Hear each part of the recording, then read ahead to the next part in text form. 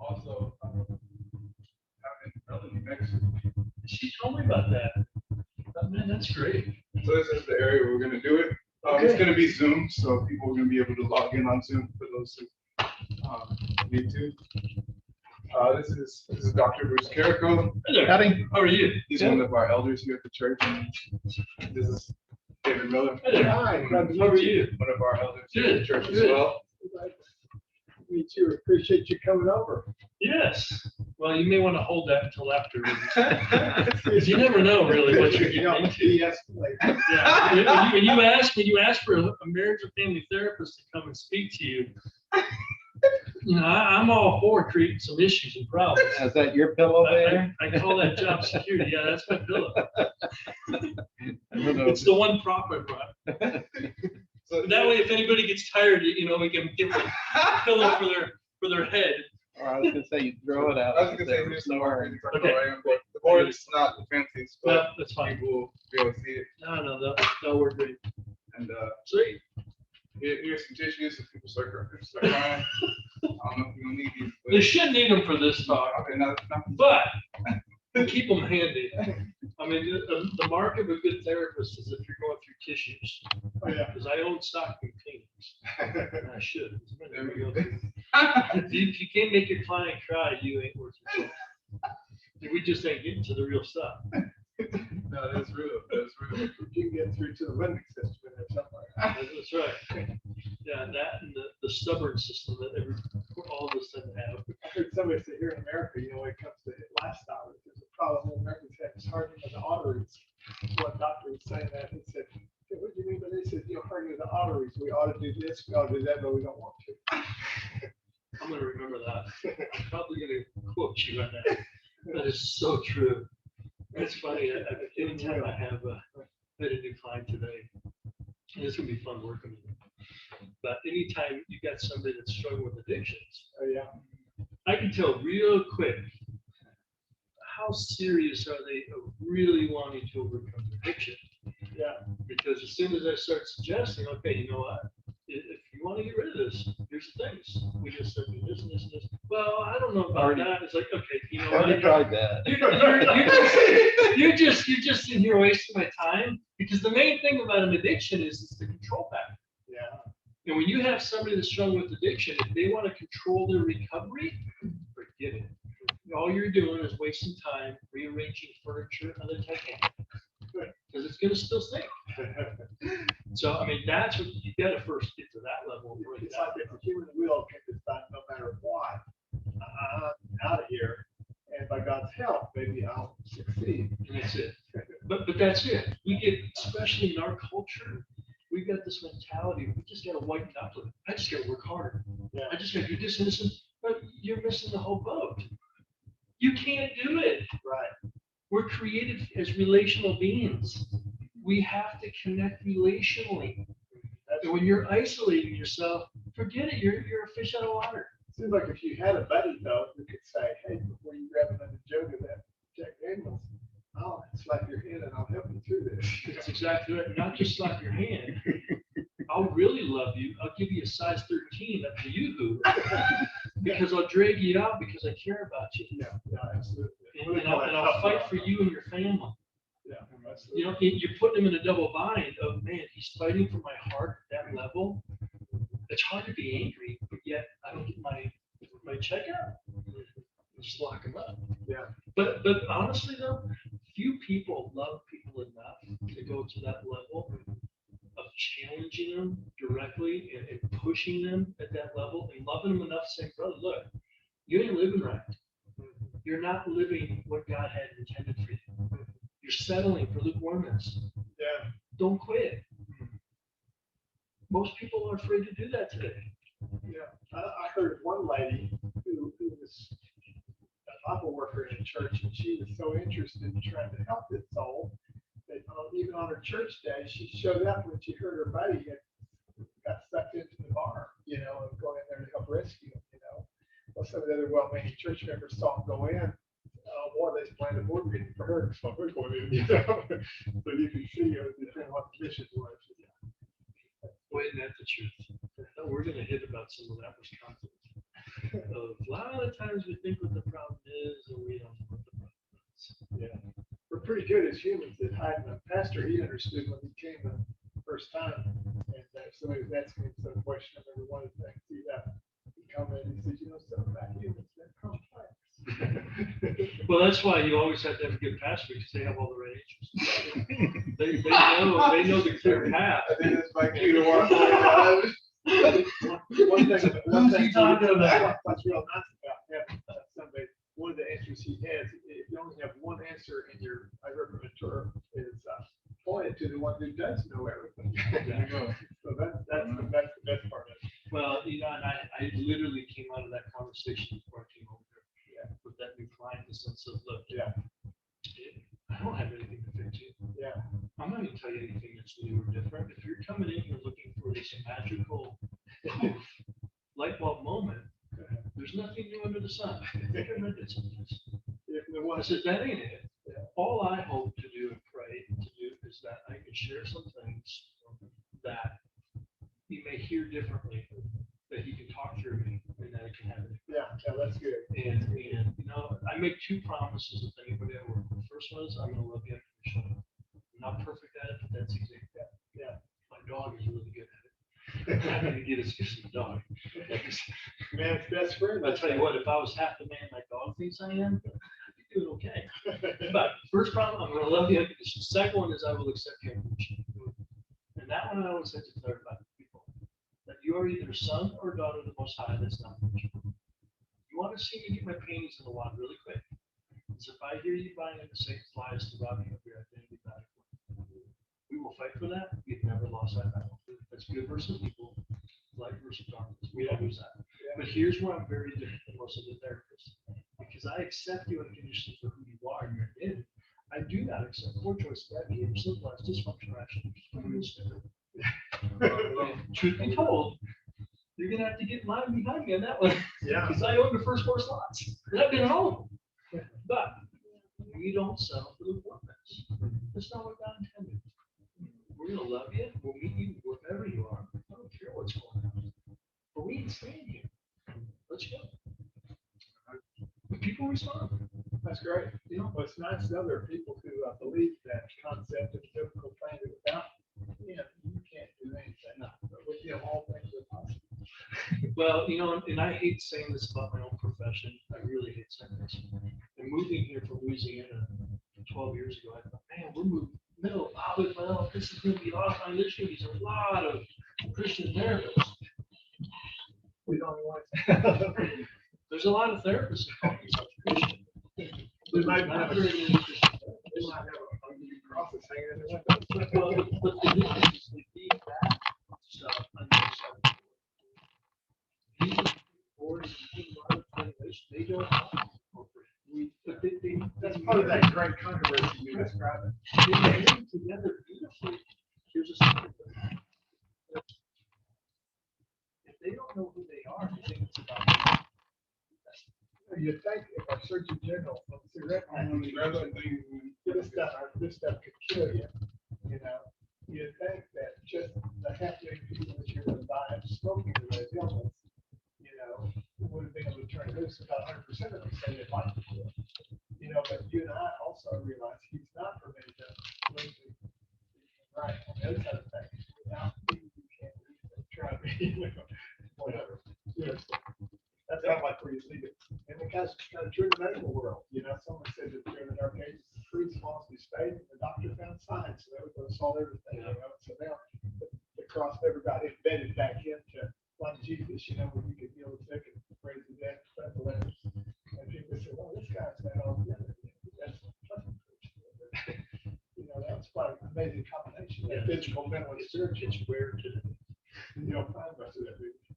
Not even in the Bible Belt called Tulsa. No. Is this the Buffalo of the Bible Belt? I'm not amazed at works. I've seen it so many times, but I've had so many couples come in and share. Well, we went to another place and we shared our story. In 20 minutes, they told us that we should just get divorced. I said, really? It's like, why? I mean, there's grace, there's healing, there's forgiveness, there's restoration, there's. Not all things are positive. That's right. I mean, some of these situations that the world would never say would ever have a chance. Yeah. But the thing is, if you can get 2 people to surrender to the process and just pursue what God's called us to do and to be, and I have seen mountains move. I mean, it's amazing. How many years have you worked here? I've been here we're going on 12 years. Oh, wow. Yeah, but I've been doing therapy 20 years now. Wow, I can't believe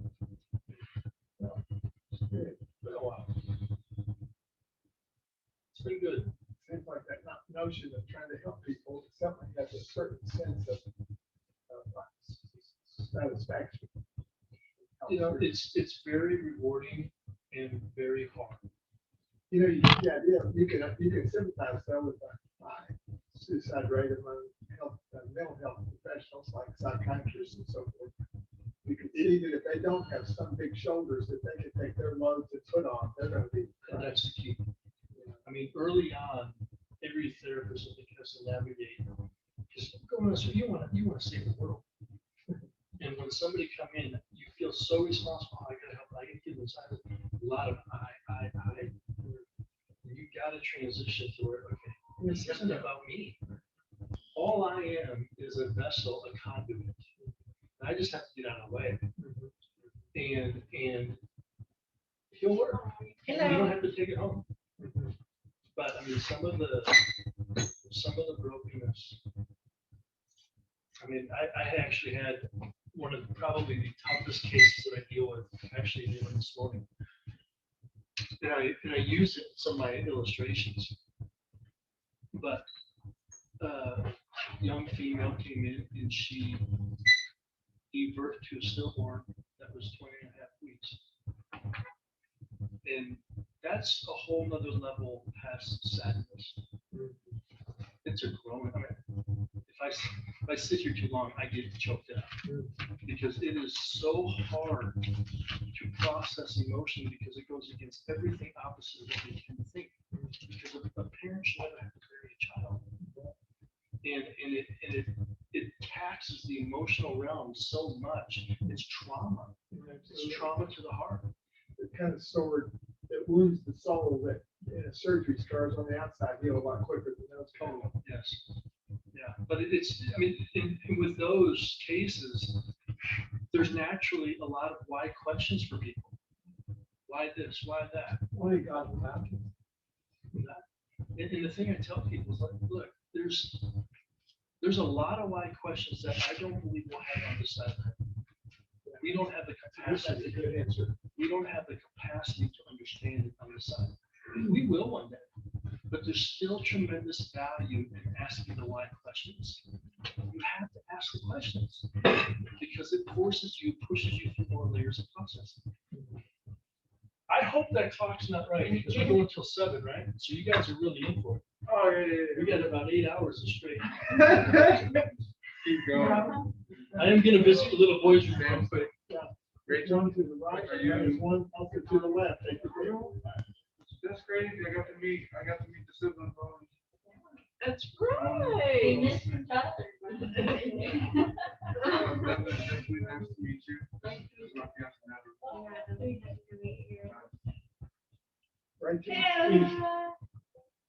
Rachel, Steve's favorite sister. I have a question about, For me? yeah, about, Hi, how are you doing? I'm doing excellent. How about yourself? Good. You gotta take a front row with us. Get in the front row. Take a front row. Just got quiet. I was trying to figure out how to speak. So I got all this list. That's what Elizabeth, the first words she ever had about you. And so I put it Went very comfortable on the phone first. So I put it in. Next door at the stereo. I start counting all of them.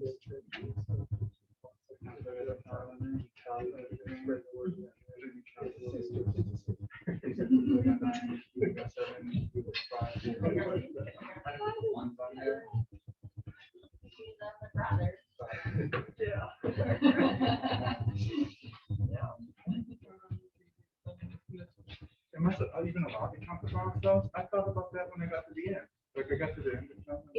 If we sit here, are we gonna mess up this? Not if you don't sit past that chair there. If we don't set this away to the chair? Right. That's the marker. I just need this, that chair shouldn't go any further than that chair. Okay, and actually, if we're trying to social distance, we probably shouldn't sit So there. sit here, we can put another chair. Yes, we could. Or we can sit over here, right? I mean, he's gonna sit, I mean, stand there. Yeah, we could. So, here, we can put it on there.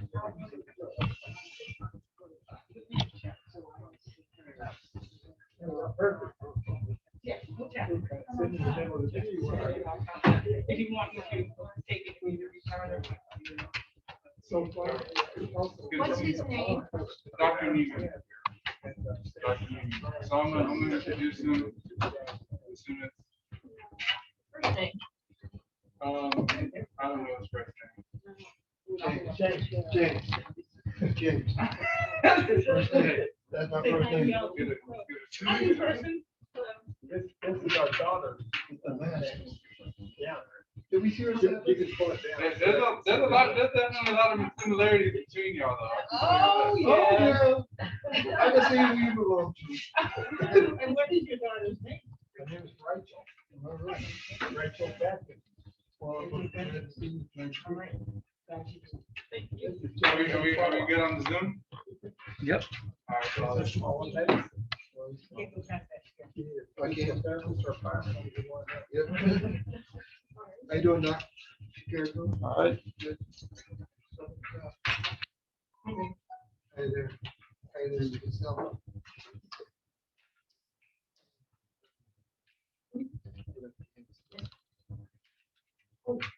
I need to get them, I need to get it going right afterwards, because I have a seminar at 7.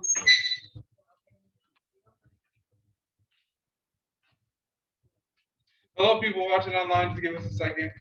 Nobody online. Oh, no, it's online. Only me. Well, speaking in faith to those who are coming online here soon, I just want to encourage y'all to stay close.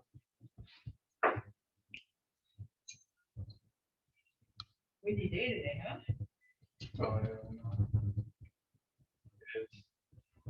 Sweet. All right, so before we get started, I'm gonna say a little bit. I don't know a tremendous amount about Dr. Niemann. I can't say we're like best friends or anything. We've met once or twice, but Dr. Niemann works at the Cornerstone Counseling Center. That's that right?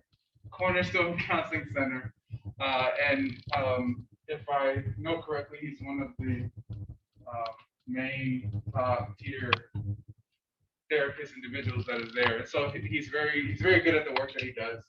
And in the few conversations that we've had, like he has definitely uplifted my soul in many different ways.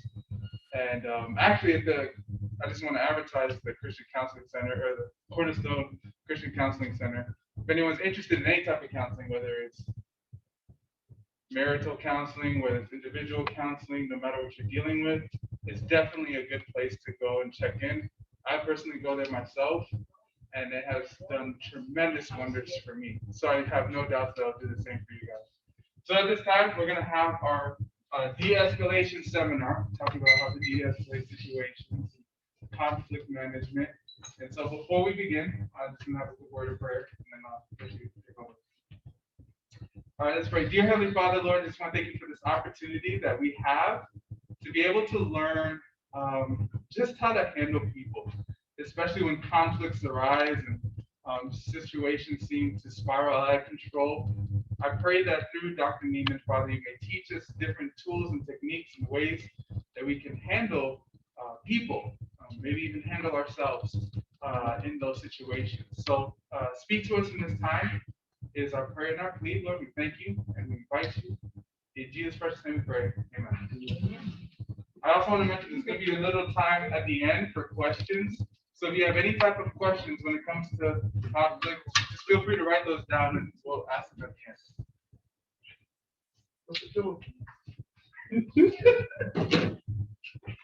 Well, thank you so much for inviting me. I'll move a few things out of the way.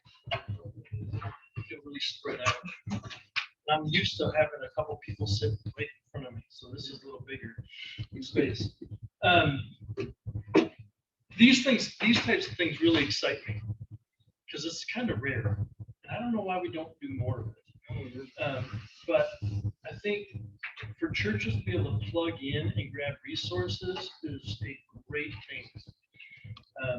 And we work very closely with several area churches that do that, but I'm super excited that you guys are exploring those avenues and tapping into us once in a while if we can help. That's awesome. That's great. It's a huge blessing to us. So I heard that none of you ever deal with conflict, but people that you do interact with are messed up. So I was invited to come and fix it. Right? Yeah. Okay, what I'm gonna walk you through, what I have found to be very helpful for a lot of my couples, and a lot of the illustrations in this model, I usually do in specific relation to marital stuff, things like that. And I'm gonna walk through it from that tone. But there's so many different applications that apply to anybody. Okay, that's what I want you to take out of it.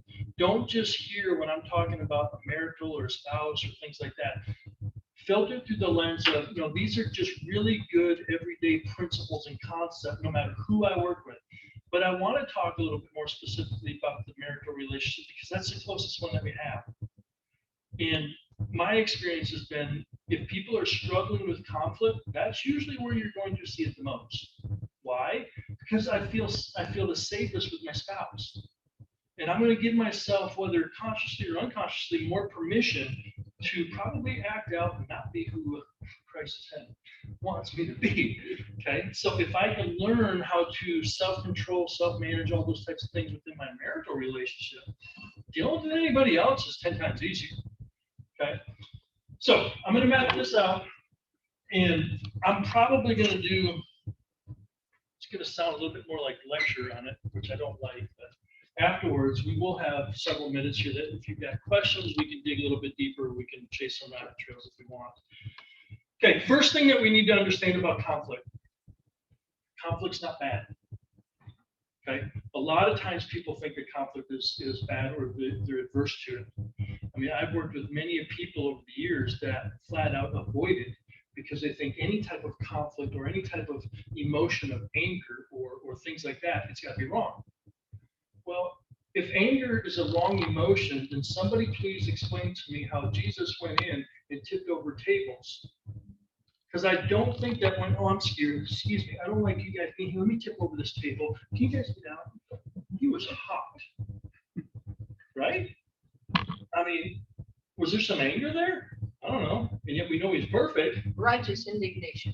Yeah, so it's not that the emotions are wrong. Emotions are not right nor wrong. They're involuntary response of what's going on inside. Okay? What we tend to do is we want to tend to correct the emotion.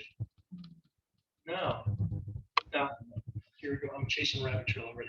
But you really see this. You really see this in parenting. Okay? If you think of a thermostat, I'm not seeing one. What's a thermostat do?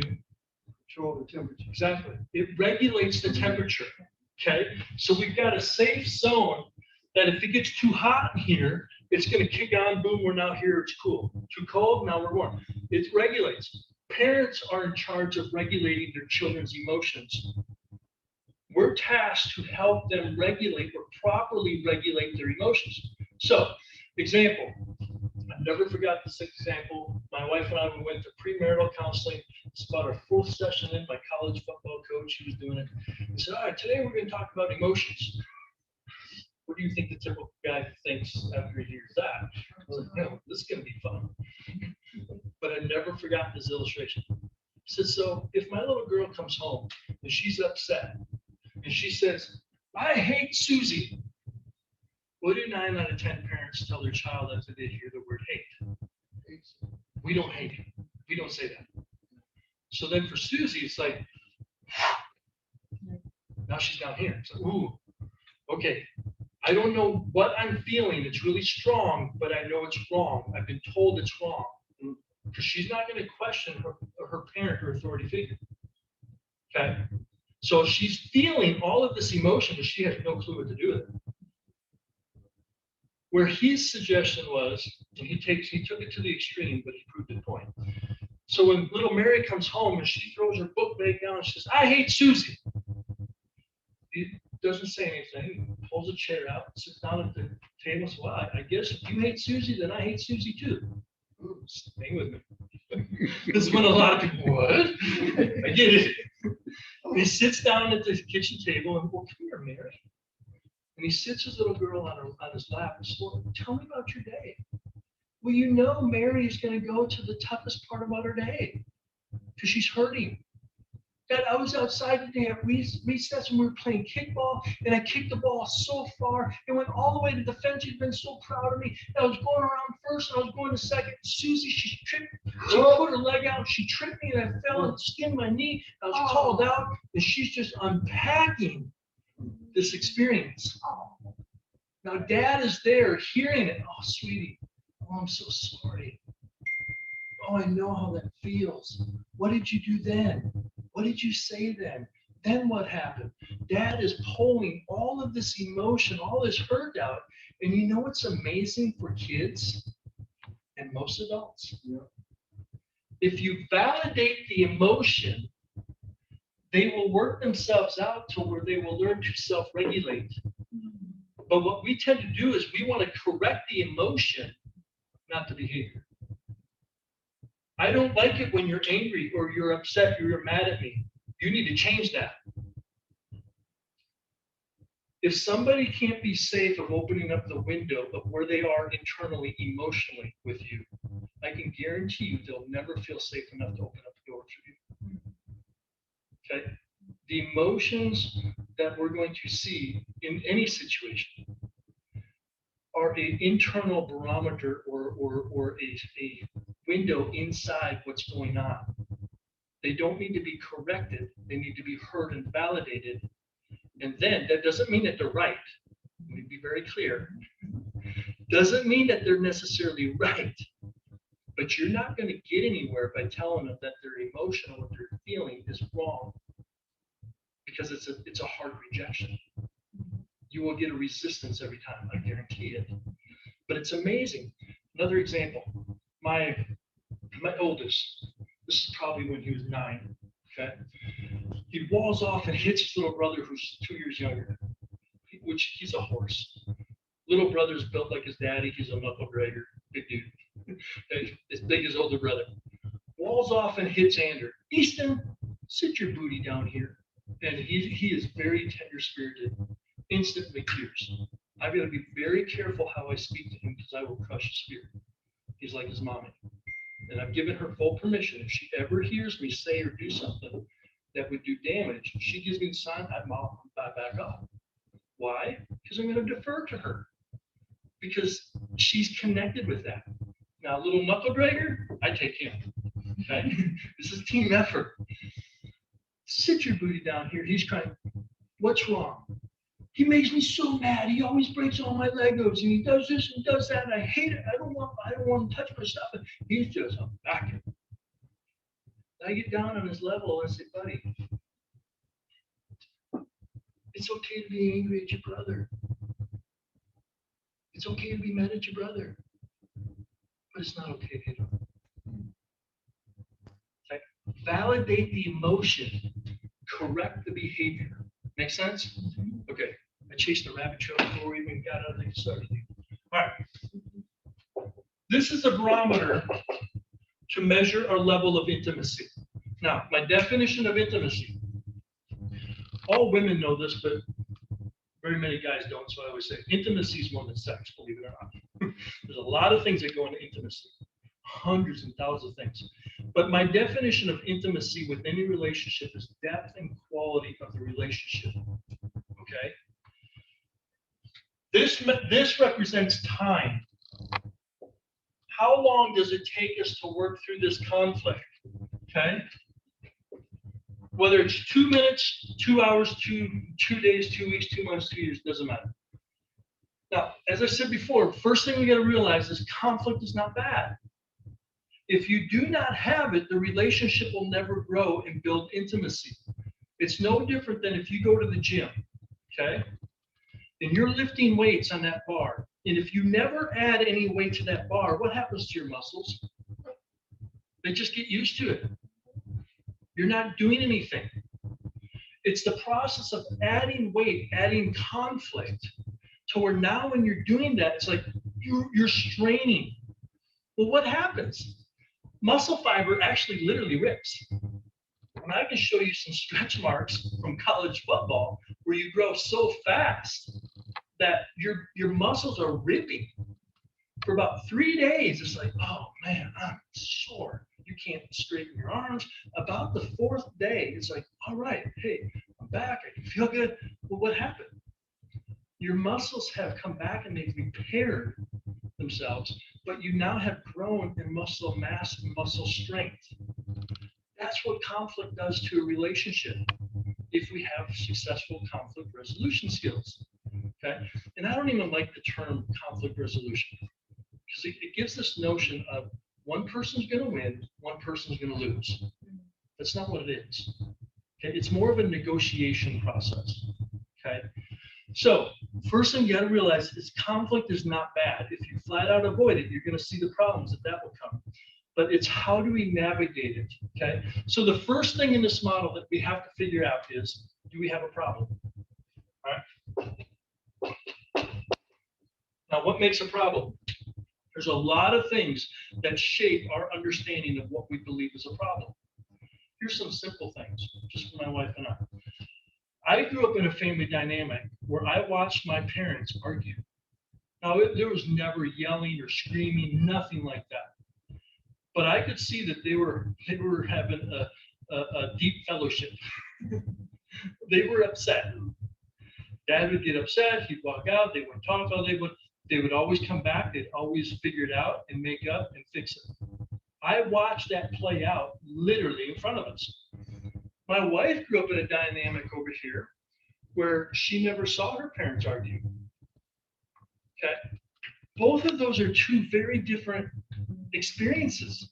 So now when we come together, or our approach in dealing with conflict is going to greatly be shaped by our prior experiences. It's not going to look like everything I had, nor her. We have to figure out what is it going to look like for us. It's going to be different. Not necessarily right or wrong, it is different. Okay? Past relationships influence it, whether boyfriend, girlfriend, coworker, employee, employer, or all of those experiences shape our understanding or our makeup of how we deal and process conflict. Okay? Another thing about the problem, a lot of times we think we know what the problem is, but until you get into it, you really don't know what the problem is. Okay? Most times when an issue comes up, the surface issue is just not the issue. Okay? Silly example. Let's say I come home after a long day at work, I'm tired, I just want to sit down and play with my favorite exercising machine, which is the remote control. And I just want to check out watching television for an hour, just to unwind. My wife is still in the kitchen, she's working, she's unloading the dishwasher, which is her least favorite household chore. I don't get it, she doesn't mind loading all the dirty, nasty stuff, but she doesn't like cleaning it, putting stuff up. That's our boy's job, actually. But she's in there, she's putting it up, and I'm beginning to hear the cups and plates cling together a little bit more. The cabinet hinges, I hope are not coming off. Ooh, did that cup break? I mean, okay, I'm not a rocket scientist, but I'm figuring it out. She's upset with me because I'm in here checking out, and she's still in there working. So, because I'm a good husband, I'm above average, I'm C+. That was not a joke. I get up, go into the kitchen, help her here, hon, let me help put the stuff away, thinking I'm helping to solve the problem. A couple minutes later, she fires back at me, that's not why I'm upset. I got my hair done 3 days ago, and you've yet to even notice. Huh? You laugh because it's happened to you. but it's a silly example to prove the point. A lot of times we think we know what the problem is, but until you start getting into the discussion, you don't know really the root of the problem. Okay? If we don't get the right problem right out of the gate, I'm going to tell you, there's no chance of resolving it. There's none. Here's another big thing. Let's say we've got this problem. All right. Describe your problem. Well, it's square. It's got a bunch of brown, olive green, square colors, ovals, circles. No, it doesn't. It's all vertical lines. It's all kind of olive. No, it's not. Don't tell me. It's this. No, it's just a bunch of vertical lines. How can you miss this? It's so obvious. You're telling me I'm wrong? I can see with my own two eyes. There's a bunch of circles. There's a bunch of squares. It's brown. It's olive. It's all a bunch of different colors. Are you losing your mind? What is wrong with you? Can't you see it? It's just vertical lines. This isn't that difficult. Why can't you see it? But we laugh at a pillow. Do you know how many times that actually happens? I would say the vast majority of times. In the 20 years that I've been doing this, truly, I would say probably 80–85% of the issues or conflicts is because two different people are seeing the problem from two completely different perspectives. It's not that either one is necessarily right or wrong, it's different. Now here's the trick. Okay? You have to be able to accept both perspectives. Now, if you think of a marital context, you really see this, okay? Well, not even a marital, from a female-male perspective, I will guarantee you, my wife is going to see and acknowledge or process this issue, this problem, very different than I would. She has incredible knowledge and resources to bring to the table from her perspective and her experiences. There's things that I'm going to see about this problem that she never would. Because I'm coming from a male perspective. Because it's when you bring both together, you get the truer representation of what the true problem is. Okay? But a lot of times, we dig our heels in and we never get out of the starting gate because we're not willing to accept that the other person can have a different perspective. Okay, they're not wrong because they have a different experience. You've got to get in their shoes and understand, okay, now we can allow for those little differences. What we do have to agree upon, though, are the big things. Hey, this is a square, it's a pillow, it feels like this. It's, yep, you're right, I agree. Okay, now we're on the same page as far as the problem. Make sense? Okay, so once we have the problem clearly identified, there's two options. You can either, one, agree, and I have a copy of this actually, and I will leave you with this. So don't feel like you have to write or anything, just listen. We can either agree on the solution right away, which then if we do, we stop, no need to go any further, and we come up and we increase our level of intimacy, but very little, because we didn't put a lot of weight in that bar, okay? Or the second option is we disagree. Now, if you disagree, this is when you want to strap your seatbelt in because now we go for a ride. This is when it can get hard. The first thing you're going to notice in that disagreement is you're going to have some type of an emotional reaction. The emotions are going to flare up. You're going to feel the hair in the back of your neck stand up, hair on your arms. Why would he talk that way? Doesn't he understand that that's unloving, that's disrespectful, that I don't feel heard? Why would she say that? I don't feel appreciated. I don't feel valued or respected. You're going to have some type of an emotional reaction in that discussion. Now, at that moment, okay, then there's a sense of division. In your head, you're going to feel like you just took a step apart from that other person. We are now not as close as what we were 2 minutes ago. Okay? It's separation. Right? That's a division. Now, when that happens, there's a little thing right here, little hook in this process, where it's very common to have this thought of, I wish I would have just kept it to myself. Why did I say anything? Now, we do that with good intentions. Okay? We don't wake up in the morning. It's like, man, this is a beautiful day. The birds are chirping. Oh, look at the blue jay and the bird feeder. The grass smells good. I just cut that yesterday. See a little bit of dew. The weather, the temperature is awesome. Oh, this first cup of coffee tastes so good. You know, this is a great day to make my spouse or my friend really upset. We don't do that. Okay? So when we feel the tension or the conflict, it's perfectly natural to have this thought or this feeling of, oh, I don't want to be here. I don't want to do this. I hate this feeling. Nothing wrong with that, but here's the problem. Many times it will lead into avoidance patterns. So there's basically 3 different types of avoidance patterns.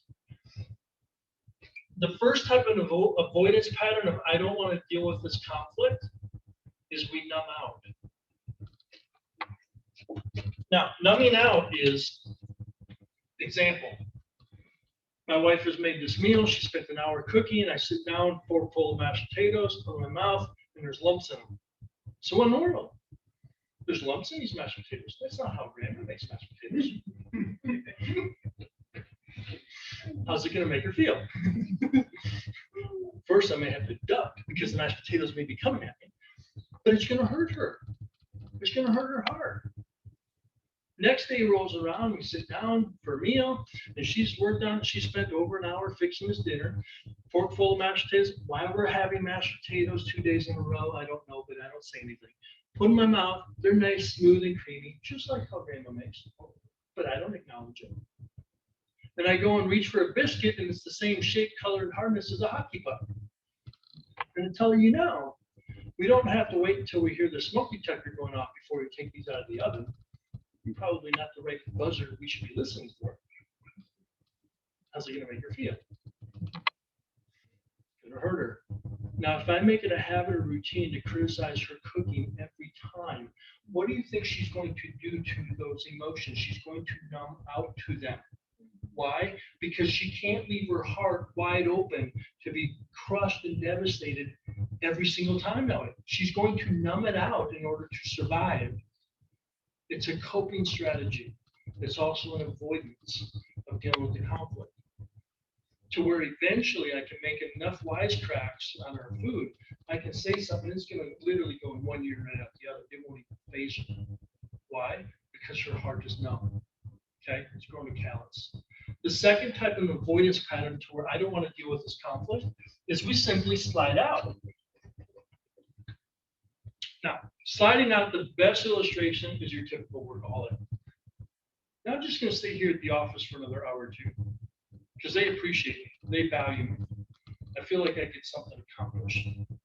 They respect me. I'm going to go dinner and the movie with my girlfriends because they relate to me. I can start a sentence, they finish it. Okay? I'm going to go golf with my buddies all day. But sliding out basically is you're removing yourself from one relational dynamic that you should be able to connect in, and you're putting yourself someplace else. Okay? You're avoiding. Third type of avoidance pattern. We have numbing, we have sliding. The third is simply we check in. Checking out's the big ones. Drugs, sex, alcohol. It's completely going off the reservation and doing the stuff that we should not be doing at all. Okay? It's where we are giving into a lot of bad things that do incredibly harm and damage. Now, numbing out typically is more female-based, okay? But guys do experience it. Sliding out is typically more male, but women experience it. And checking out can be anybody. So, as we're coming along this thing, we've got this conflict, we've got our emotions ramped up, we then have this sense of division. I don't want to be here. I don't want to do this. We fall into an avoidance pattern that we're not going to deal with the conflict. And every time you do that, what happens is you now lay a brick between you. Now, at first, this is not a big deal, okay? Because I can still see my spouse or that other person, my coworker. I can still see them. I can still talk to them. I can climb up over the wall. We can still get to each other. But as time goes on, and we have more and more and more unresolved issues, every time we come around, we're adding another brick. To where eventually this wall in that relationship is going to get so big that, you know what? There is no more getting back and forth. There is no more being able to really truly hear or to see each other. And the difficulty thing is, let's say I'm truly trying to communicate with my wife or this other person from a good, healthy perspective. But because we have this massive wall between us of all these unresolved issues, triggers, past issues and hurts, now as I deliver the message, it's going to be completely distorted because we have all of this unresolved stuff. They will not be able to hear it correctly from my true heart perspective. As she's communicating to me, she may do it right. But because I have all my past hurt and troubles and issues that we've never resolved, I can't hear it clearly. Does this make sense? There's a disconnect. So the wider, the thicker this wall becomes, what you end up having are two people. And keep in mind, I've been doing this for a long time. I can truly say this. In the vast majority of cases, these are two good people. They're good people. But because they can't connect, they slowly drift further and further and further apart. Now, if it's a marital context, you throw a couple kids in there and you watch them be stretched. I mean, and you guys have seen it. It does incredible damage. Okay. So what we've got to try to do is we actually want to bypass this whole realm over here. We can't go into the avoidance because it's not going to resolve anything. Okay. What we're wanting to get into is a relationship crucible.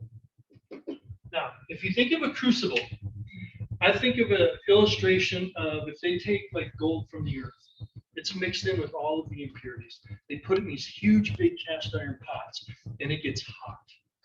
I mean, it gets really hot. That one of two things is going to happen to all of the impurities mixed in with gold.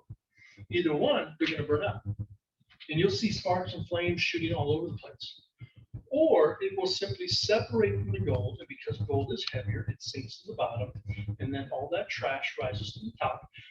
Excuse me. and they just skim the trash off. So what you're left with is the purest gold there is.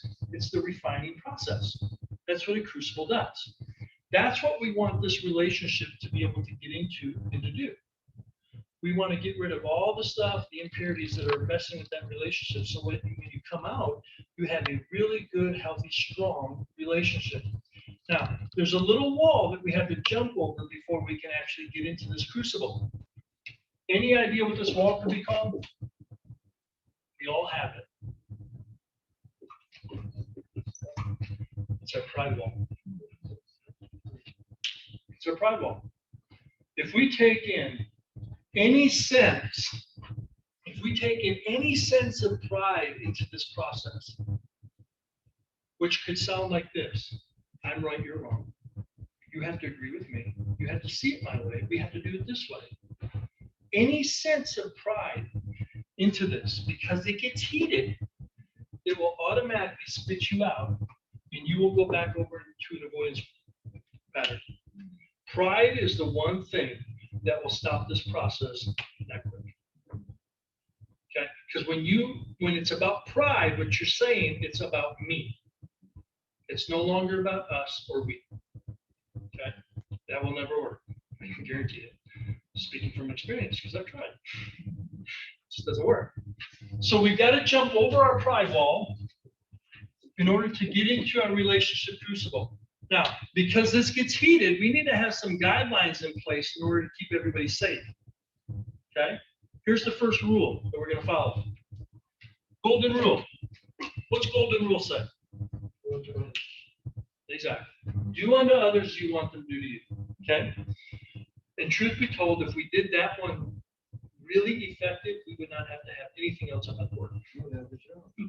Yeah, I would be out. I'm looking forward. When we get to heaven, I'm unemployed. I'm excited. And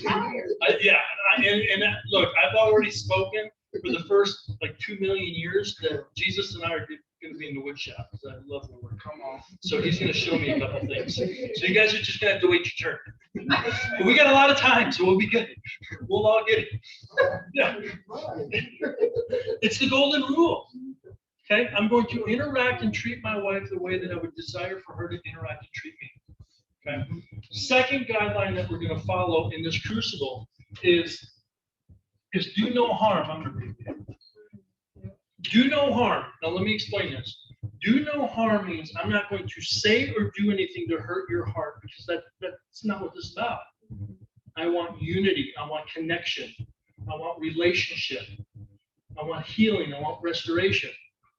Okay? If I'm getting into a conversation and I've got to be right, or I'm going to take the one up, or I'm going to put you in your place, you're in no personal place to even go into have that conversation. Don't have it, because you'll do incredible damage. Okay? So do no harm. I'm not going to do or say anything to hurt your heart. That's not my goal. Okay?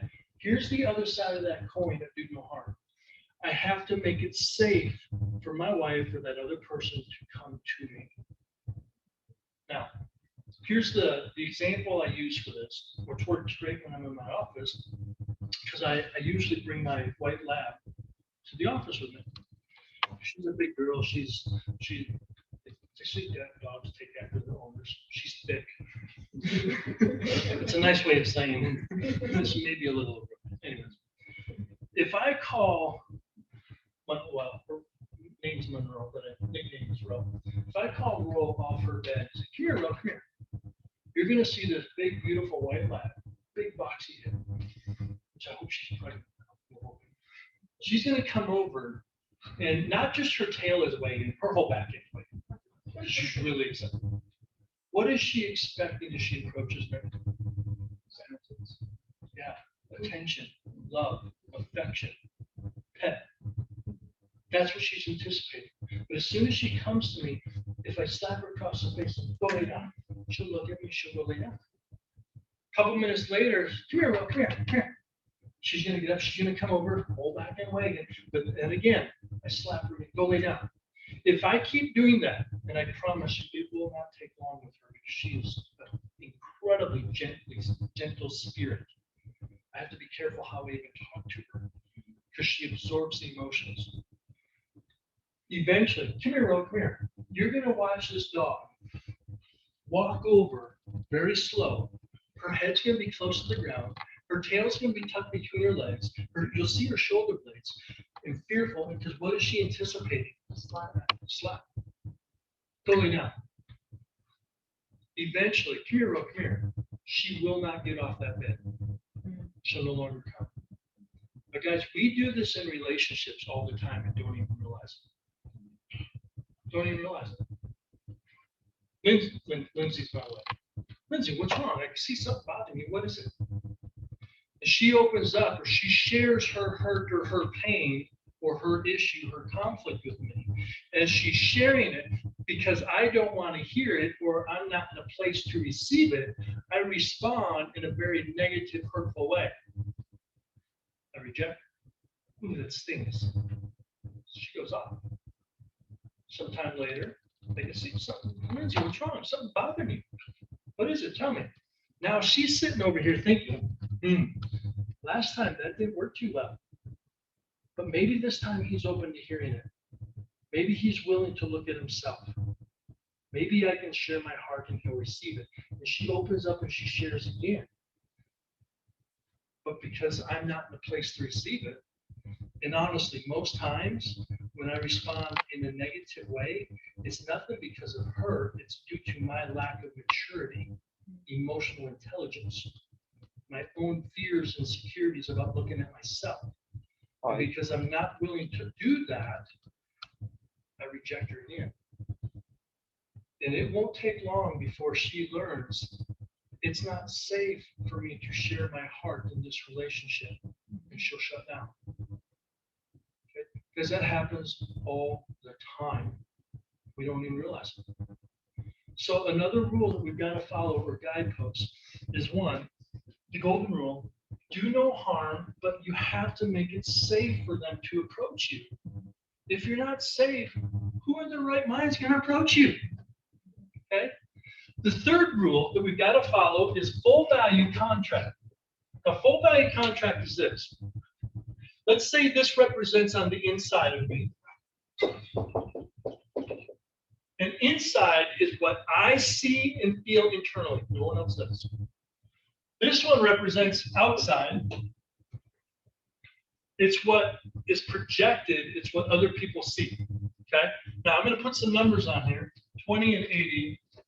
For the sake of the illustration. All right, let's say my wife or this other person says or does something that hurts me on a Richter scale of 20. It's not major, but it stings. Okay? But you know what? I remember last week they said something that really bothered me, and they didn't really seem to take ownership for it. She didn't really even seem to acknowledge it. So I'm going to report it to her that I'm actually hurting at an 80. You see a bit of a problem here. Internally, I'm hurting at a 20, but I just communicated it to the other person at a level of an 80. Well, where does that other 60% go? It's got to go somewhere. It actually goes. Is it cumulative? Pardon me? Is it cumulative? You're putting together what happened last week and this week? Don't worry about it. No? Don't worry about it. But what it does is now I over-reported it, because that extra 60% is now sitting in her heart. Because she's sitting back thinking, man, this situation only seems like a 20 or 30. Why is he responding at her 70 or 80? This doesn't make sense.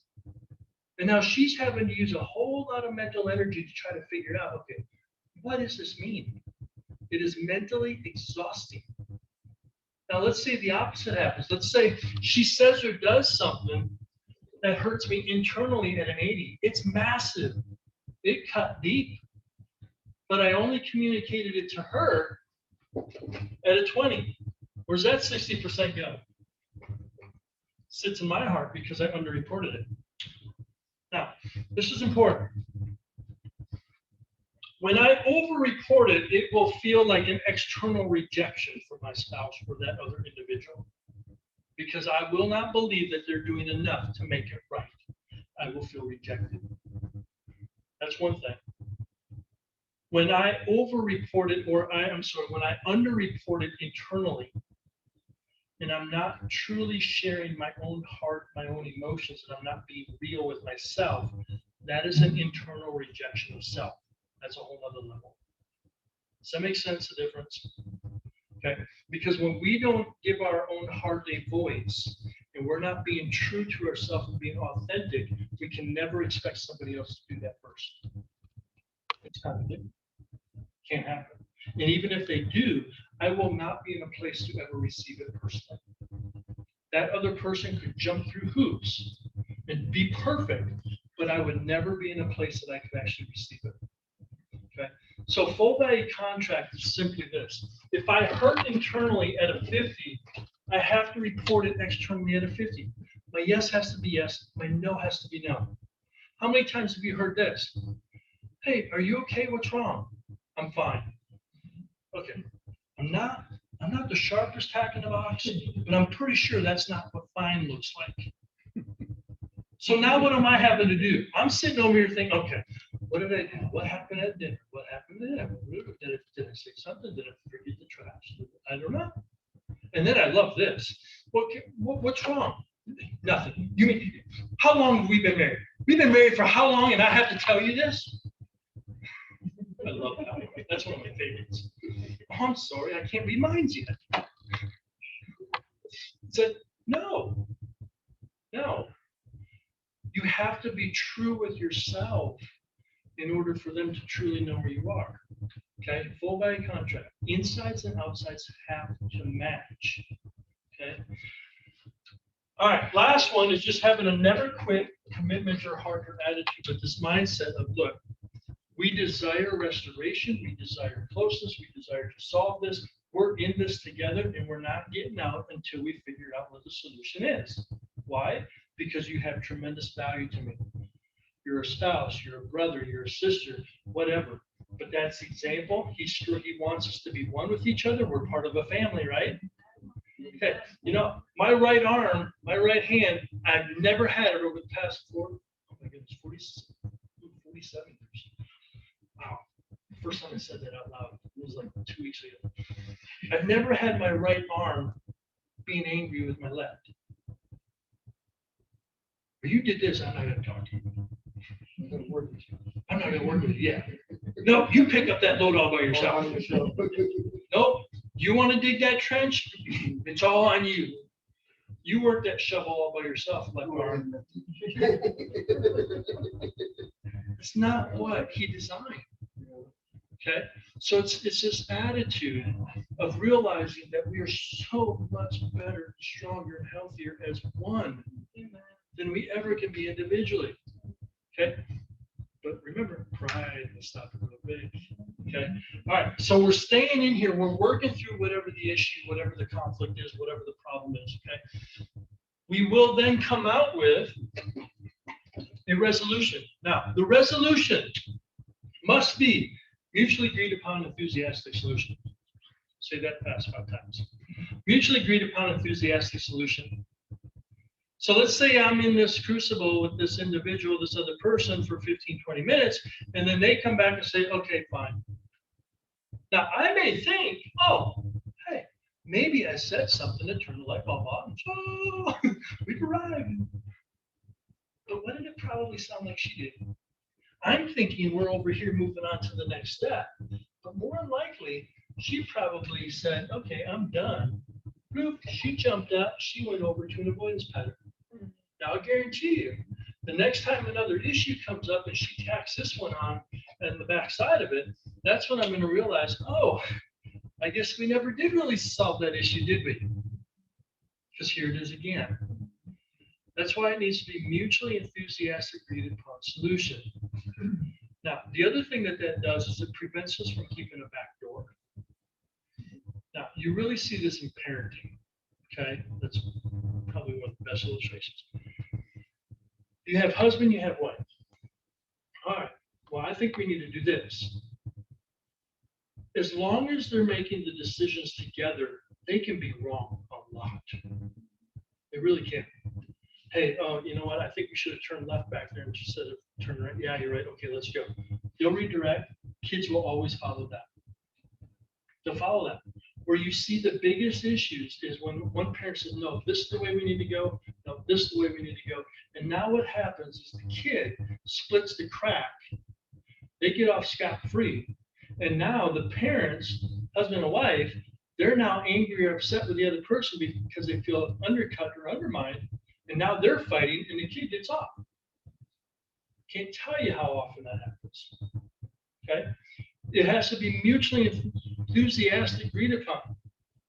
If it's one of these things that, okay, fine, whatever, and we move on and it fails, you don't want to create the back door for the other spouse to say, well, I didn't want to do it anyway, so I think we should have done that. You've just cut that other person's legs out from underneath them.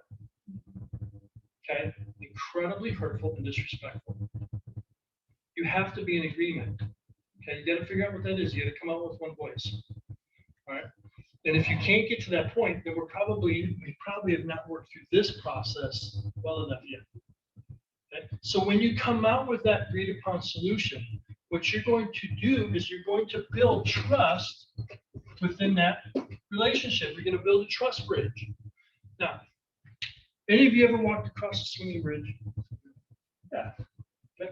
I grew up about 3 miles from a pretty long, white, big wooden swinging bridge over a pretty good little river. And my older brother used to love to scare the fire out. He would either be in front of me 4 steps or behind me doing one of these, just to jump. And I'm a little guy. I'm hanging onto the railing with a death grip, okay? Because it's moving all over the place. Now I'm looking, okay, I'm going to step on this board. It had wooden planks. I'm going to step on this board, and it would move, and I'd be 3 boards over. There's no sense of security or stability or predictability walking across that swinging bridge. Guys, that's relationships on the front end in regards to trust. You don't have trust. Okay? I can make a very strong argument. Trust is the most important thing in a relationship. Even more important than love. Look, I love a lot of people, but I don't trust them as far as I can throw them. Okay? You have to have trust if you're going to build anything. Right? So as we come out of this thing, every time we resolve an issue, a problem, a conflict, what we do is we take a cable and we tie it onto an oak tree, and now we tie it onto that bridge, and we add more support. Oh, solved another problem. Now we tie on another stronghold. And every time you do that, you're shoring up that bridge to where it's not moving anymore. You've got a solid trust bridge. So now as you're walking across that trust bridge with this other person, you don't have to hang on to it with a death grip because you know they're going to be there. You've built that intimacy within that relationship now that every step you take has predictability and you can have confidence in it. Okay, follow me? All right, 2 more steps and we're almost done, I promise. The next step here is you're going to develop a new language of relationship, which is a fancy way of saying you're going to get better at this. It's going to grow faster. Okay. Now on the front end, when my wife and I were having to work through this, it may take us 30, 40 minutes to work through an issue. But with time, it gets easier. Okay. We begin to learn each other's strengths and limitations throughout this process. Now, which type of avoidance pattern do you think she typically wants to go to based on her upbringing and what she saw? She wants to numb out. She does not like conflict. And it took me a long time to realize, and actually recently over the last probably 4 years, when we got our neurofeedback equipment where we do brain maps and brain scans and train your brain, that's when I began to really understand some of this. Conflict literally hurts her brain. That's why she doesn't like it. Okay? It doesn't bother mine. Mine, it's like a shot of caffeine. Okay, it doesn't bother. I love ER work. Why? Because it's an adrenaline rush. Because it will just respond completely different. Okay, but if you don't get to know how you operate and how your spouse or this other person, how they're hardwired, you're going to go into it and completely botch it. So I know she's going to have a tendency of wanting to run to the avoidance. So if that happens, how do I respond? I've got a couple possibilities. I can either there you go again. You're numbing out, just like your parents taught you. We never resolve anything. This is the issue. This is the problem. That's why we never get past it. I think I broke all of these rules. Okay. Or I can approach her. Hey, look, I know this is hard. I know this is difficult. I don't like it either. But I really want us to be on the same page. How can we sit down and work through this thing? I want to understand your heart. I want to feel understood. Can we sit down tonight and work through this? If that's my heart and attitude of trying to find resolution, it's really difficult for somebody to flat out say, no, I don't want to have any part of that. It's really hard. Okay? So let's say she sees me struggling with pride. I've never had a pride issue. So if she sees that, she could respond one of two ways. There you go again. Just like your dad, you always have to be right, don't you? Well, that's probably not the best startup of the conversation. Okay? Because that's a push. When you feel a push, you're going to push back. Or she can come up, put her arms around me, look at me eyeball to eyeball, and she said, look, I know it's important for you to be right. I get it. But right now, I think it's more important for us to be right. Can we sit down together and talk through this? I want us to be on the same page. Do you hear the heart and the attitude? When you're approaching somebody that you have an issue with, if that's your heart and attitude, you've already immediately put them in a double bind. Because what are they going to say? No, I don't want to do that. No, I don't want to be Christ-like. I want to be angry at you. I want to hold a grudge against you. Really? Now, if that's the route they choose, okay, then you've done your part. You're at peace. You don't own it. That's theirs to take on ownership for them. But you're going to learn your strengths and your limitations. But the key is you have to know yourself. Okay? You've got to understand where you are emotionally. What's all your past? And how does that impact you walking through this system? And how effective are you at resolving conflict and strife? Because if you have not figured out and worked out your own inner conflict and strife, you can forget about ever being truly successful with anybody else. It's got to start from within. Okay? Last step, we put forgiveness up here because just in case, let's say we've worked through this thing, we've resolved the issue, we're coming out stronger, better. But let's say I've done something or said something that hurt the other person along the way. I need to be able to make that right. So she comes back. I use my wife again. She says, you know, you said something earlier that just really hurt my feelings. What? What did I say? Well, you know my mom drives me crazy, and you compared me to my mom in this realm. Okay, first thing. It is my responsibility to take full 100% ownership. Here's the kicker. Even if I don't realize I did it. I may wonder, well, how in the world does that make sense? Why would you do that? Because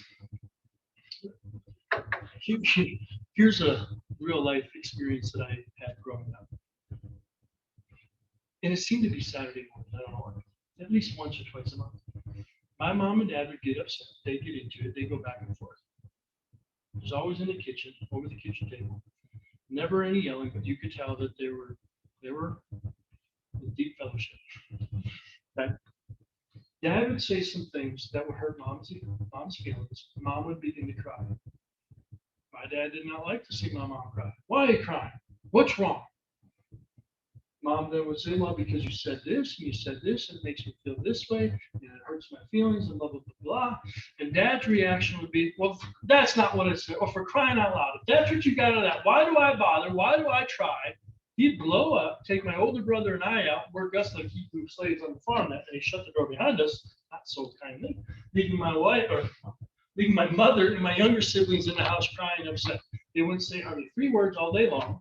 And then that night they'd come back and make up. Usually my mom was taking the first step because my dad was too insecure. They couldn't look at himself emotionally. I can't tell you how many times I saw that play out. Okay? What did my father tell my mother in the kitchen? when he said, "Oh, that's what you took from that. Why do I bother? Why do I try? Blah, blah, blah, blah, blah." What did he tell him? Don't count. Yeah. What he said was, "I know how you think and feel better than you know yourself." Because I'm going to tell you right now, it is the most arrogant, pompous position one can hold. You do not know somebody else's heart or feelings or emotions, and you have no right to tell them what that is. Now, I have to take full ownership of what that is. Now, I can ask questions because I may truly not know what I said or did. What did I say? I don't remember. Honestly, I don't. Look, I'm not down. If you said I said it, I said it. I'm sorry. But when did I say it? Okay. Then the next step is, after taking full ownership, you genuinely seek forgiveness. It's not one of these things of, "Oh, well, I'm sorry, move on." That doesn't heal anything. It's not real. Or here's another favorite one. "Well, I'm sorry you took it that way." Yeah, it's really your fault. I was completely innocent. I mean, that's a really good switcheroo that I don't have to look at myself. I'm sorry that you interpret it that way. Hear that one a lot. You take full ownership, but then you genuinely seek forgiveness. And look, I'm really sorry that I said that. Please, next time if I say something, stop me in the moment so I can correct it. I don't even know I'm doing it. I want to fix this. I want to change it. Again, do you hear that heart? Do you hear the attitude? Okay? It's inviting. It's wanting to restore. Okay? And okay, so she forgives me. We go our separate ways for an hour. Here's the genuine part. I come back in the house. I come up behind her, put my arms around her, tell her, "Hey, I've just been thinking about what you said. And I'm really sorry that I said that. I'm really going to work hard on that. I'm going to change that." Now, what do you think that just meant for that other person? They forgave me an hour ago. For me to come back and bring it up and acknowledge it and ask for forgiveness again, if there was any leftover hurt in that person, I just completely wiped it clean. Because now for her, she's thinking, "Holy cats. He's been thinking about this for the last hour. He brought it up. He initiated it." Her sense of love, security, and safety is going to skyrocket. Why? Because her heart is going to feel like I went the extra mile to make sure that her heart was okay. Women, tell me I'm wrong. No. She will feel loved and secure. And that's anybody, okay? I don't care if it's a dude and dude or dudette and dudette. It doesn't matter who it is. When you go that extra mile to make sure that that other person is at peace, I'm telling you, the restoration and the healing is amazing what God will do because it brings that closeness.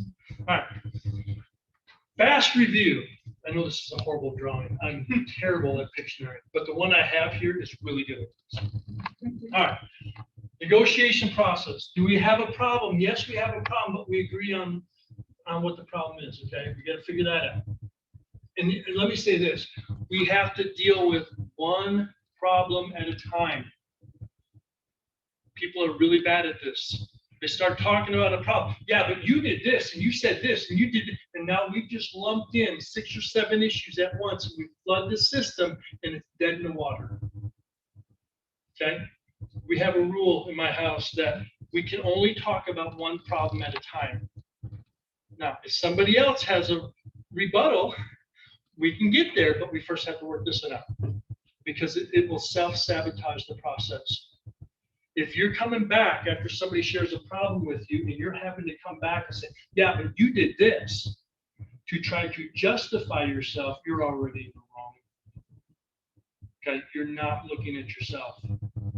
Okay, that's got to be some personal work done there. Okay, but I go off the assumption that all of you in here are like me. You're not perfect, right? So we shouldn't be shocked or surprised when we say or do things that hurt other people. We live in a flawed world, right? I blame Adam and Eve. It's all their fault. And truth be told, if I was there, I probably would have been baking the apple pie. but we live in a flawed world. Why are we shocked or surprised when we do things that hurt other people? We should be able to own that. Okay? So once we have the problem identified, we either agree, which we stop, increase intimacy a little, or we disagree. If we disagree, you're going to feel that emotional flare up. You're going to have then that sense of division. I don't want to deal with this. I don't want to go here. We fall into an avoidance pattern. We're not dealing with the issues. Every time you do that, you're adding a brick to that conflict wall. Also, what happens is every time you add a brick, you come up here and you decrease your level of intimacy. Also, what you'll feel, if you have a relationship here with a bar of weight, okay? We're connection, we're friends, we've got this weight in the bar, we're carrying together. If we're at odds, we have conflict, it's unresolved stuff. We're adding weight to that bar in that relationship to the point that this is getting really heavy. Okay? People will begin to feel stuck, and ultimately they begin to lose hope. Okay? We want to avoid the avoidance patterns. We don't want to go down there. We got to jump over our pride wall. It's not about being right. We got to get into the relationship crucible, following the golden rule. Do no harm. I'm not going to say or do anything to hurt you. I'm going to make it safe for you to share your heart with me. Full value contract. My insides have to match my outsides. Okay? This is what creates eggshell atmospheres in homes. I've had kids tell me, oh, I can tell what type of mood dad's in by the way he sets his keys down on the counter when he comes home. If he throws them on, ooh, back off. He needs an hour. If he sets them down on the counter, we can approach him. Okay? This is, Julia, what's wrong? Nothing, I'm fine. Nope, that's not fine. Okay? Full value contract, insides match outside. Then this attitude of never quitting. You're important to me, this relationship is valuable, we're going to work this thing out. Then we're going to come out with a mutually agreed upon solution. We're going to add trust support to a trust bridge. We're going to go through a new language of relationship. This is going to get easier. We're going to grow. We're going to mature. And then we're going to go through a forgiveness process if need be. If we do all of those steps, what happens then is you don't just increase intimacy a little bit like over here. Now you are jumping in your level of intimacy, oneness, and connection with that other person. Massive. All right. I threw a lot at you. Does this make sense? All right. Now you can put anybody in this. Okay, I talk mainly from the male-female husband-wife relationship because that's where you see these things really play out. But you can plug anybody into this. Coworkers, employees, anybody. Okay? You have to learn, you've got to learn the concepts. If you learn the concepts, because then you can plug in any problem, any issue that comes up. But it comes back to, you've got to have the heart. Okay? Now, I'll leave this over here for you guys. And like I said, I think my picture looks a little bit better. So if you want to take a photo of that and just leave this, that's fine. But you're welcome. I think I have 20 copies here. If you need more, you're free to make them. But it spells all that out, all those sections. All right, questions. We have time for questions? I'm good. Anything, questions? So what about forgive and forget? Ooh, no, that's bull. Is that direct enough? Forgive and forget. Nope. Can't happen. Okay. Because here's why. I think a lot of us have misunderstood what forgiveness is. Okay. Forgiveness is not something of, okay, well, what you did was okay. That's simply not it. But there's two different styles of forgiveness. All right. There's a salvage forgiveness. Okay, salvage forgiveness is, let's say, you've hurt me. And this is really common in abuse situations. Okay. Or rape situations, any type of abuse, this is very common. But you also see this just in emotional hurt and pain. You've hurt me, you've abused me, but I don't desire to have a relationship with you because you're not saved. So salvage forgiveness is, I've gone through the forgiveness process that God has asked me to go through. I've released it. I'm not carrying that. That's yours to carry. Okay? I've done what he's asked me, but we have no relationship. Okay? The second type of forgiveness is reconciliation forgiveness, where you've hurt me, but we both desire to have a relationship with each other. Now, in order for that to happen, we also have to understand this concept of forgiveness and trust. A lot of people think, well, you forgave me. Why are you doubting me? Okay? Forgiveness and trust do not travel in the same vehicle. Trust is always a few car lengths behind. Okay? Forgiveness can be an event or it can be a process. It can be either.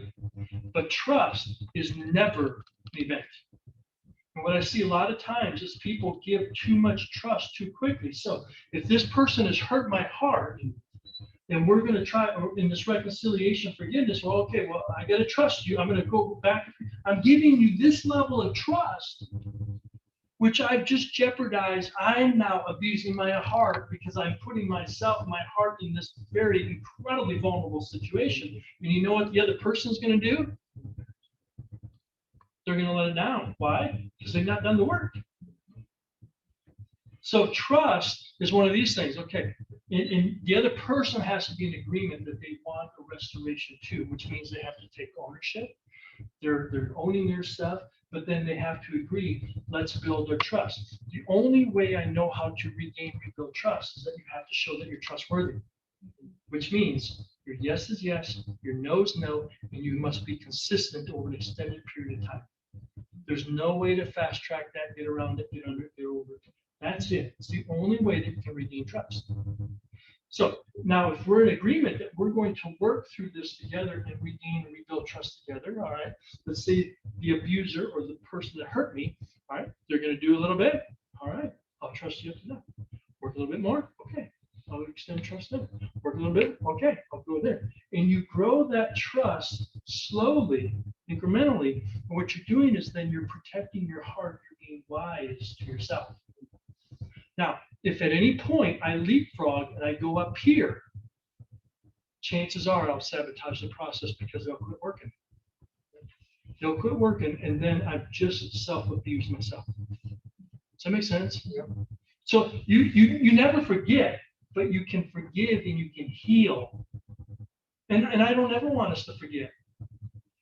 You know, the times where I grew the most were the most difficult times that I've ever gone through.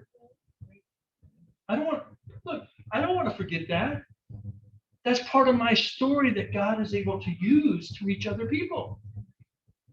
Because it's what he's done. Brought restoration and healing. No, you don't forget. But you got to work through it. You can't work around anything to heal. You have to work through it. Okay? But we don't know how to heal even. Okay, and here's another point that a lot of times we miss. I know this isn't directed to your question, but it all ties in. When we ask God for forgiveness up above, he's faithful in that. He is. The next part, we're not so good. It's the whole James 5:16 stuff. It's when we confess with one another, that's what brings about healing. I've worked with people that are hurting over the same issues for 20, 30, 40 years. They've gone through this process if they need to, but they've never talked with a brother or sister to share their hurt and their pain to bring healing. That's how we're healed. Okay? It's a process of bringing the hurt and pain out of the darkness which Satan controls, and you speak it into the light to where now he has it, but now I'm there, or we have other people there to love us and support us and encourage us. That's the healing piece. Okay? A lot of us, we take our hurt and our pain and we bury it. No, I can't reveal that.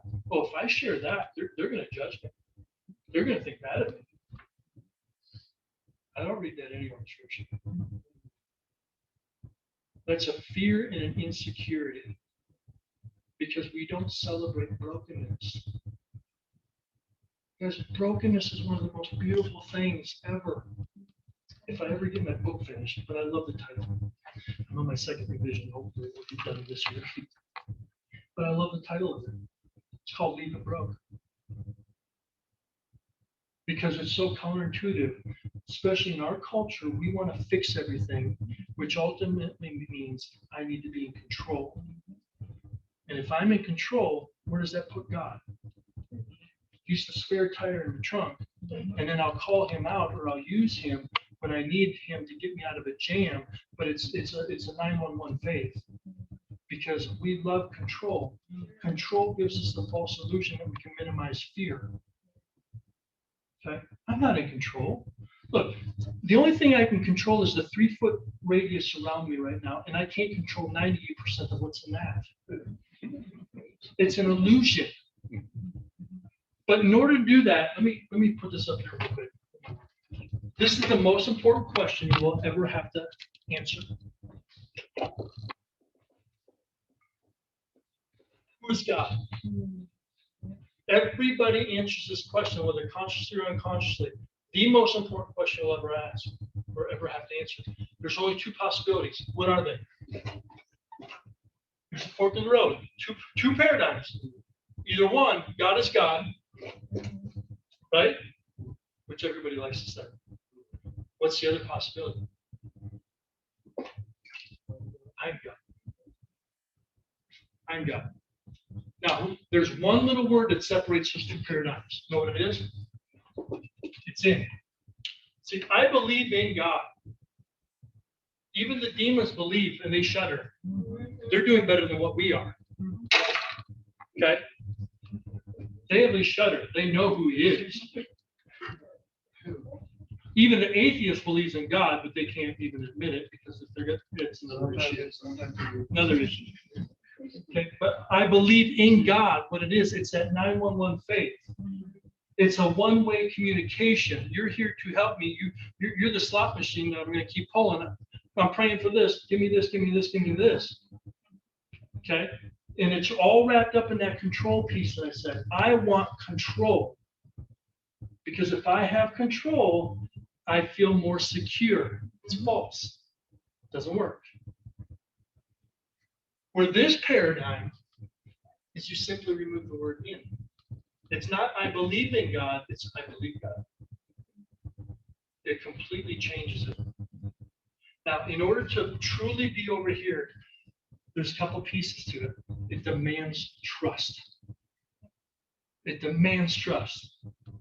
Now, I can spend 5 minutes talking to somebody how they experienced love and trust as a child, and I can probably nail it pretty accurately of their experience as an adult of how they're able to give and receive trust and love to somebody else, but it will also mirror what their experience of love and trust here. Why? Because my earthly father is the direct representation to me to speak to what a heavenly father is. Biggest problem that this country has right now, in my opinion, we don't have men. We don't have dads stepping up and being leaders, and being fathers, and being husbands. So if we're not leading in that way, how do we ever expect our children to be able to follow a God? That makes no sense. Okay? So, one, I have to trust that God is God and I'm not. That's hard to do. And I'm ashamed, I'm going to admit this, but I'm ashamed of it. You know the first thing I do when I wake up in the morning usually? Right? I wish. I told you I'm ashamed of this. I reach over on my nightstand if I have to hit off, but I tend to wake up 15 minutes before my 5 o'clock alarm. And I hit it, and I hit my schedule for the day. Why? Because I want to know what's going to happen. I want to plan or be in control. I want to see who's coming because I actually do think about my clients. I actually pray about them or for them before they come. But it's one of my first actions is taking control because I want that false sense of security. Okay? I've got to accept that God is God and I'm not. You know the biggest difference between God and I? He doesn't wake up today trying to be me. Amen. He's perfectly content with himself. Look, I'm a work in progress. That was not meant to be a joke either. It's just being dead serious. Okay? So, first thing I have to accept that God is God and I'm not. The second thing is, can I trust Him? Do I believe that God has my best interests at heart, even though I cannot see nor understand it in my current situation? So all I see right now is my trauma, my hurt, my pain. Do I believe and do I trust that God sees all of it and He desires me and He desires great things for me and He loves me and it's going to be okay? Do I believe it? And the correlation, the parallel, that if somebody has not grown up in a loving, nurturing home, it is really hard for them to trust that. So much of my work that we do is simply reparative work. I don't tell this to all my clients, but sometimes I do. I have one goal for my clients. They come in with many goals. That's great. We work towards it. But my goal, selfishly, my goal for my clients and people that we love and work with, is that they see themselves the way that God sees them. Because if they see themselves the way that He sees them, it literally touches and transforms every aspect of their life. They walk differently, they talk differently, they interact. It's not a cockiness or an arrogance. It's a confidence and it's a peace. That's what people are longing for. Long way to answer your question. Sorry.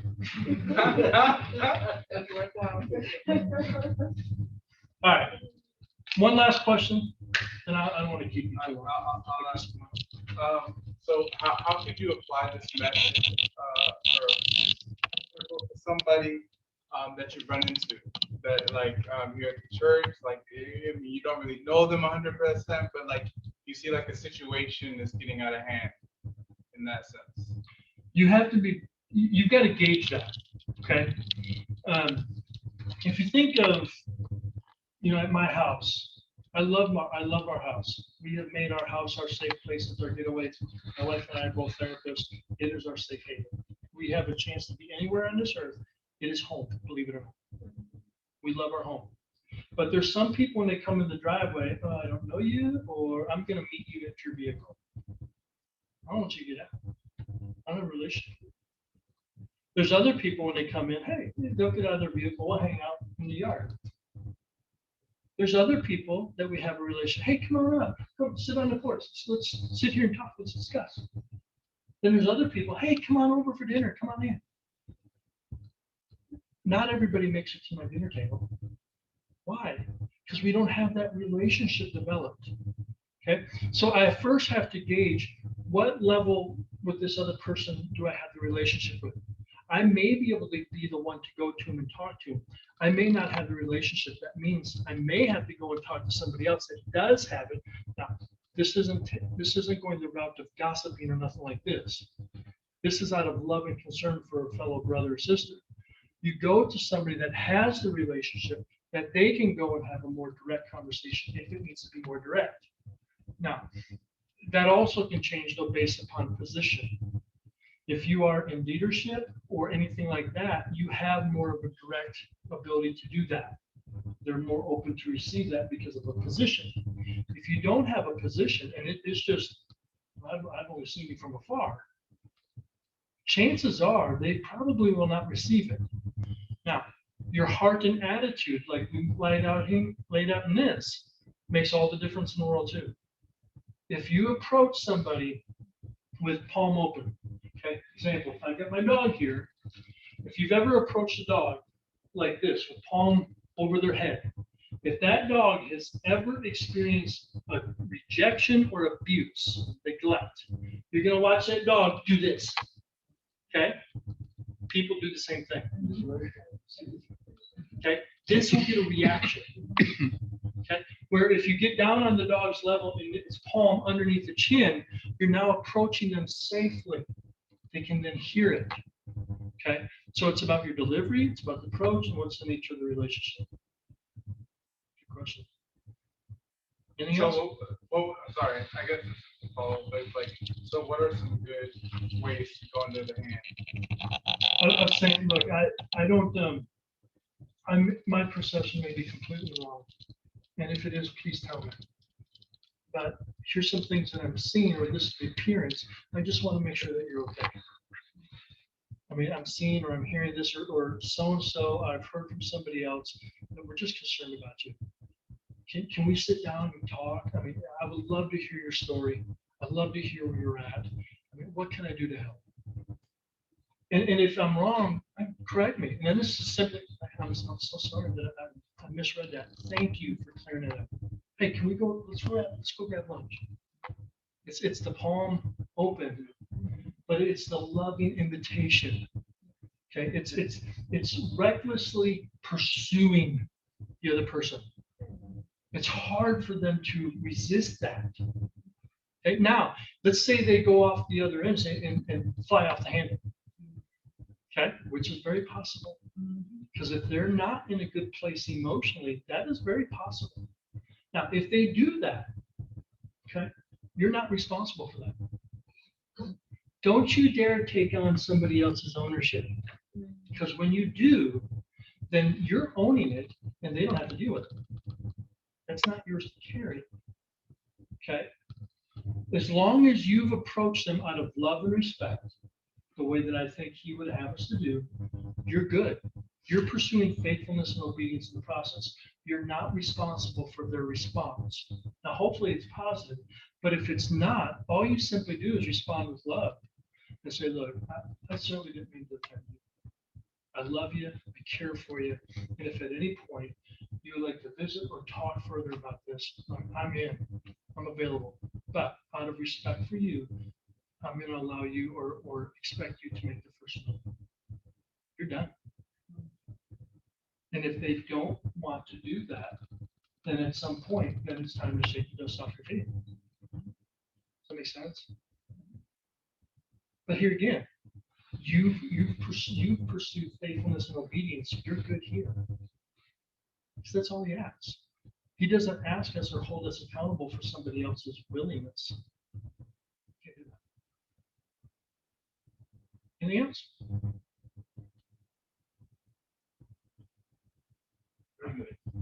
Yes, thank you for having me. This is fun.